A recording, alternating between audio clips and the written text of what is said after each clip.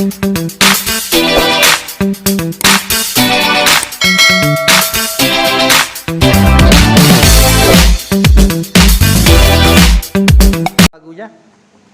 siapa yang speakernya kuat, yang HP-nya bagus, yang baterainya nggak soak, yang paketnya masih ada, ya kan syaratnya begitu.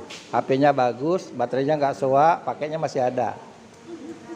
Satu aja, supaya kita sama-sama mendengar sama IT. Silakan.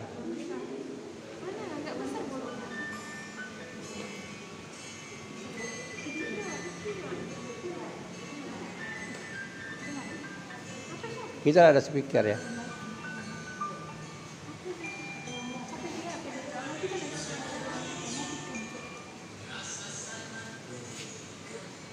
Ingat liriknya ya. Terus putar. Supaya ingat gitu liriknya.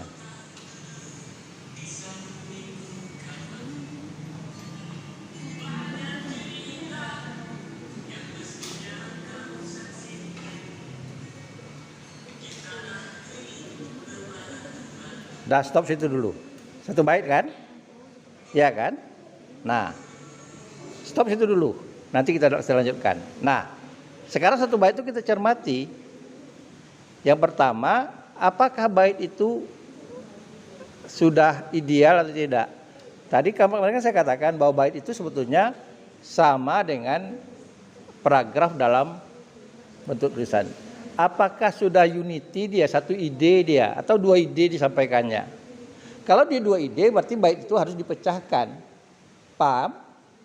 Kalau artinya kalau dua gagasan yang disampaikan di cerita itu, berarti kita harus memecahkan bait itu menjadi dua bait.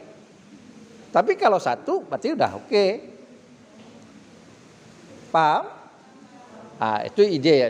Kalau dalam ilmu menulis itu namanya unity, satu gagasan. Kemudian apakah ada koheren? Pelari itu punya hubungan enggak? Nyambung enggak dia gitu. Kalau udah koheren ya udah oke. Nah, tanda koheren itu dari mana? Anda lihat nanti cermatnya. Artinya mungkin ada jadi liriknya itu ada semacam kalimat rapatan misalnya, ada bagian yang dihilangkan. Nah, misalnya gitu. Itu Anda yang membuktikan bahwa itu udah koheren gitu. Paham? Nah, itu lagi satu. Kemudian apa lagi? Nah, berkaitan dengan puisi lagi. Bagaimana rima yang terdapat? Rima akhir, rima tengah ada enggak? Rima di awal ada enggak? Lalu apa lagi? Diksi. Ya kan? Diksinya gitu. Misalnya diksinya lebih melankolis atau apa gimana? Pemilihan kata-katanya gitu. Nah, ini memancing Anda nanti ketika mengubah bait itu menjadi paragraf. Paham? Jangan nanti di lagunya itu romantis, ketika dijadikan parafrase nggak romantis lagi. Paham? Jadi kita mempertahankan estetika bahasanya itu. Ngerti nggak yang saya masukkan? Coba ulang lagi lagunya, ulang lagi dari awal. Nanti di mananya kata-katanya yang apa gitu, yang punya nilai sastra gitu, diksinya gitu. Jadi jangan nanti ketika kita mengubah seolah-olah tidak ada sastranya. Gitu. Harusnya kita memparafrasekan, kita tetap menjaga unsur estetikanya, estetika bahasanya gitu. Ya rima kan tidak mungkin kita pertahankan rima gitu. Tapi bagaimana memilih diksinya yang bagus. Ulangi lagi lagu Ebit itu.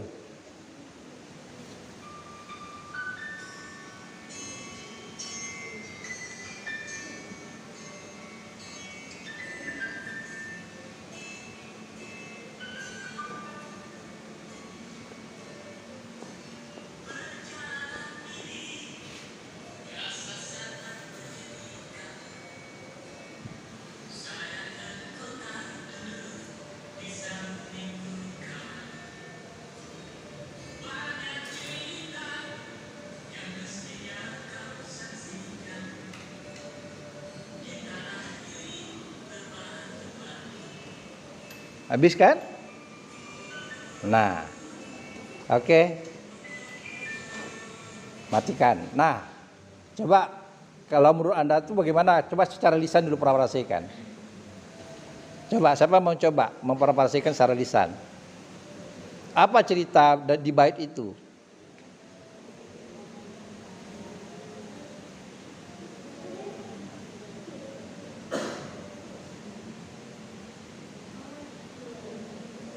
Apa ceritanya?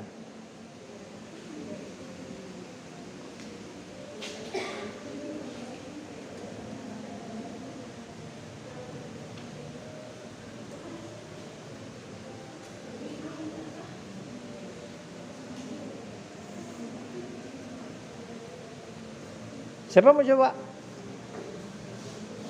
Apa ceritanya di bait itu? Siapa mau coba? Silakan. Atau harus diulang lagi? Diulang-ulang lagi kan, nanti enggak ini kita.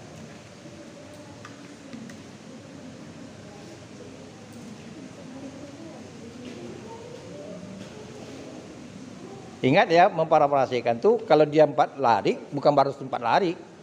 Bisa jadi dia sekian baris. Ya. Nah, artinya ada makna-makna yang tersirat juga kita gambarkan secara ini. Coba apa yang diceritakan di bait itu? Coba. Yang kuat suaranya. Lagunya bercerita tentang bencana kekeringan dan kelaparan, dan si penulisnya itu menceritakan tentang pengalaman perjalanannya ke suatu tempat pada temannya tentang tempat itu yang di kunjunginya itu terjadi bencana kekeringan dan kelaparan. Ada yang mengatakan situ kekeringan? Ada. Apa di bait itu atau di bait selanjutnya? Nah, kan nanti udah lewat. Yang kita bicarakan itu yang 4 baris tadi. Iya, coba. Dalam baris tersebut, Iya. penyanyi menyampaikan dirinya dalam cerita sedang melakukan perjalanan menuju kampung halaman. Di mana dicerita tentang kampung halaman? Perjalanan ini terasa sangat menyedihkan. Kan ada kampung halaman. Ada cerita tentang kampung halaman.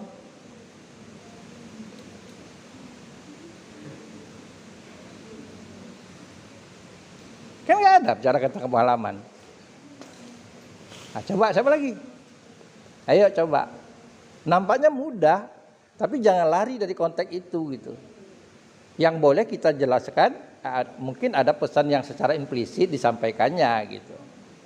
Jadi memparafrasikan itu melonggarkan bahasa itu sehingga menjadi bahasa yang naratif dan mudah dicerna. Mudah dicerna gitu. Ada yang mencoba lagi? Mau diulang lagi? Ulang lagi.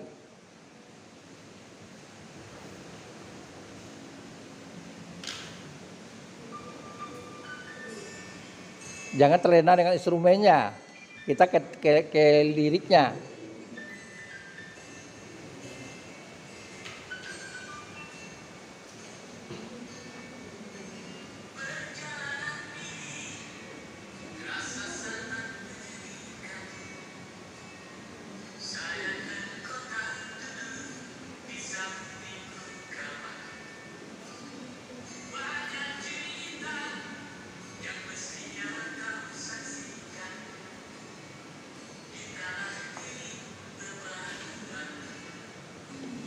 Habis.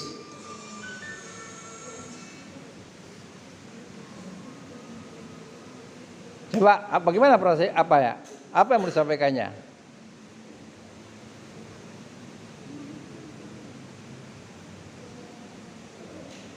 Ada mencoba? Lagi? Silahkan. Kamu? Nggak sanggup. Nyerah. Yang nyerah angkat tangan.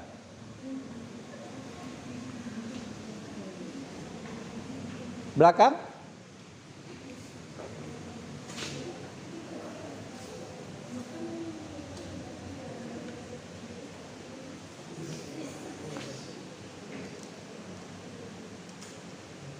Yang kita cari ini amanatnya loh. amanat tersirat dan tersurat.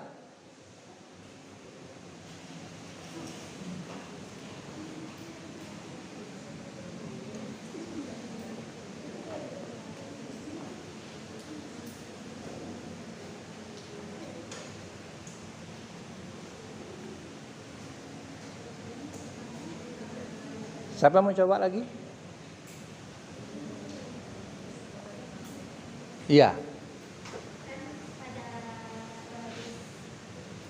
Ya, lirik pertama. Hari pertama, perjalanan ini rasa sangat menyedihkan. Sangat sayang kalau misalnya dia merasakan perjalanan yang menyedihkan, tapi teman dia nggak ada di samping dia untuk ikut merasakan apa yang dia rasakan. Kemudian dalam perjalanan dia tadi, jadi hari kedua banyak cerita yang mesti kau saksikan karena temannya tadi nggak ada di samping dia. Jadi dia hanya merasakan itu sendirian gitu. Jadi dia hanya merasakan apa yang dia rasakan itu sendirian. Kemudian di tanah kering bebatuan nanti dia merasakan sesuatu yang apa? Sedih dalam perjalanan itu. Jadi dia menanggung sendirian. Tidak ada seorang teman yang mendengarkan dia di sampingnya. Yang bebatuan tadi, kering bebatuan tadi apa? Maksudnya itu apa yang disampaikannya? Suatu tempat yang di tanah kering bebatuan yang itu artinya tuh kayak tempat yang suasana yang dia lagi alami itu di suatu tempat yang kering dan penuh bebatuan atau bisa disebut dengan kemarau, misalnya kekeringan. Kekeringan. Hampir tepat ya. Ada lagi mencoba? Ada lagi? Ada lagi? Nanti kalau sudah jelas baru kita membuat kalimatnya. Mengubahnya. Ya. Yang menceritakan itu orang pertama atau orang kedua? Orang pertama. Berarti karena menceritakan itu orang pertama.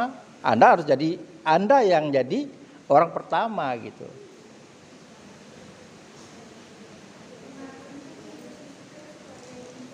Gimana? Pencerita, kan dia sebagai orang pertama, artinya dia akunya gitu, dia pengganti orang pertama, dia bercerita itu bukan orang kedua gitu. Nah, gitu. Artinya dia mengalami sendiri gitu. Sudut pandang orang pertama namanya.